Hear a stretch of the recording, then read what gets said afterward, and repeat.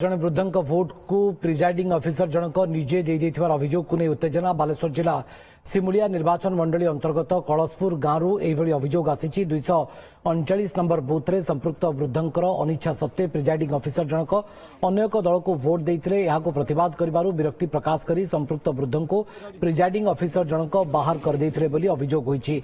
सेहिपरि अन्य जने युव भोटर मध्य तांको भोट को अन्य केही देई दैथिबार अभियोग करिसेंति। याकु नै संध्यारे बूथ आगरे उत्तेजना देखा दैतिला। ए संपर्क में जिलापाल उद्देश्य स्थानीय तहसिलदार को लोके लिखित अभियोग कर जना पड़ी। तेज एभली अभियोग को नहीं संपृक्त प्रिजाइडिंग अफिसर किंबा जिला प्रशासन पक्षर कौन प्रतिक्रिया मिल पार नहीं।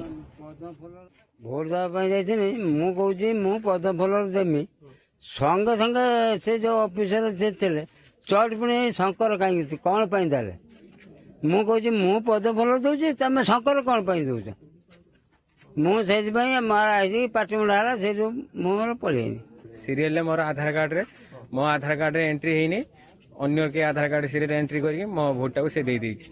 सीसीबी लेखा हिची किंतु किछि नाही भीतर किछि नाही जस्ट निया चाहूची वर्तमान हो।